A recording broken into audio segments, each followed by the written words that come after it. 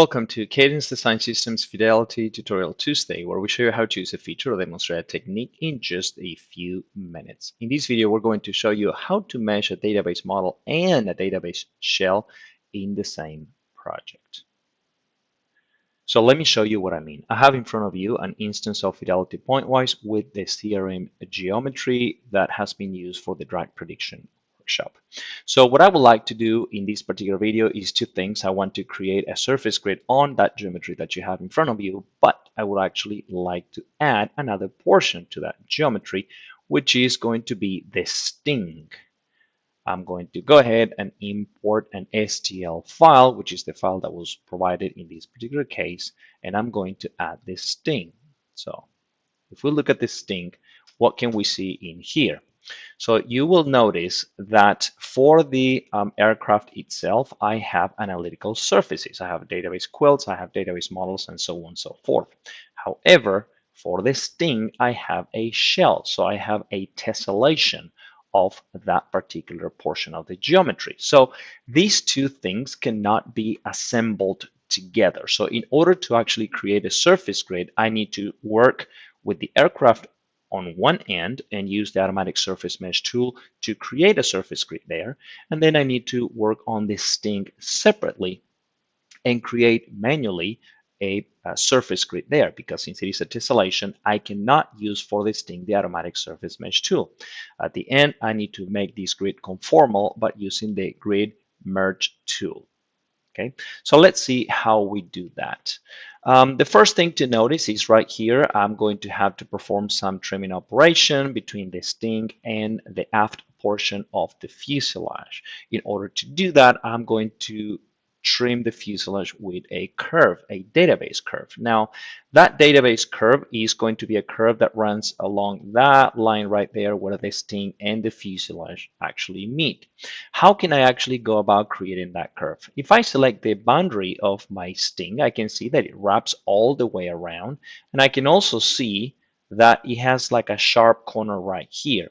In general, what I would do in this case to create a database curve would be to select the database boundary of my geometry of interest and simply go to create offset. However, in this case, because the database boundary shown in white wraps all the way around, I can see that my new database curve that would be created by this command, it kind of like doesn't capture that sharp corner correctly. So in this case, this mechanism is not going to work. So let me cancel out of these and show you another way of going about this.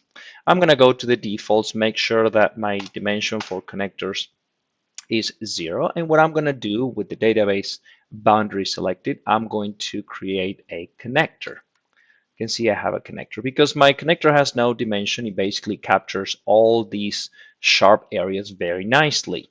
So this is looking good. I'm going to select my connector and basically go to Edit, Split, and split up the connector so I can just keep the portion that I am interested in, which is that lower curve that we were talking about. So I want that one right there. Everything else can be deleted. And that is the curve that I am looking for. However, in order to perform my trimming operation, that connector needs to be converted onto a database curve. And in order to do that, we have a pretty nice handy script in our GitHub page, which is called convert grid to database. And I'm going to add a link in the description.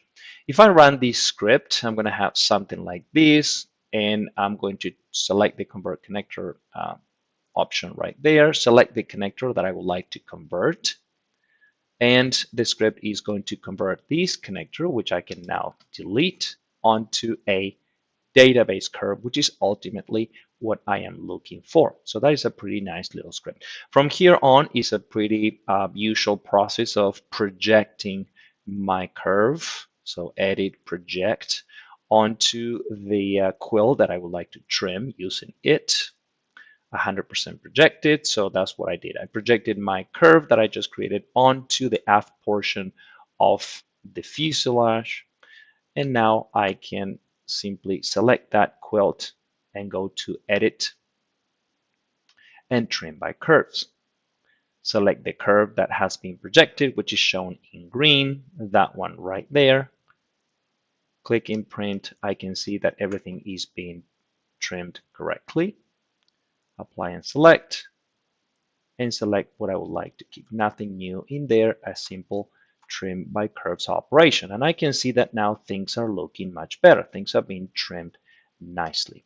So it is time to go ahead and generate the surface grid. Select the database model for the aircraft, create automatic surface mesh tool, and very quickly we're going to create a surface grid on the CRM portion of geometry with T-Rex on the curved surfaces and all that good stuff. Surface grid has been created. So I'm going to click OK, and now it's time to create the surface grid on the sting. Like I mentioned before, because this is a tessellation, I cannot use the automatic surface mesh tool. So I'm going to have to create this surface grid manually. I'm going to set an average delta S for my connectors and simply create the surface grid for the sting manually.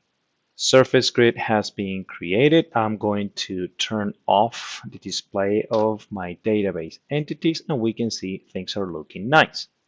However, if I zoom in a little bit closer, I can see that in this particular region, as expected, the grids are not conformal. So let's take a quick look at the connectors bounding the sting. If I select that one right there, I can see it kind of like wraps around. So I'm going to have to split it in order to perform my merging operation and merge that connector with this one right here that is on the fuselage. So let's go ahead and split this one, edit, split.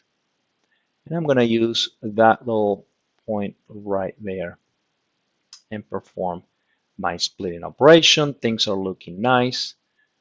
And the last step of the process is grid merge. I'm going to use merge by picking, replace first with second, so it gives me pretty good control. And I'm going to replace that one with that one right there.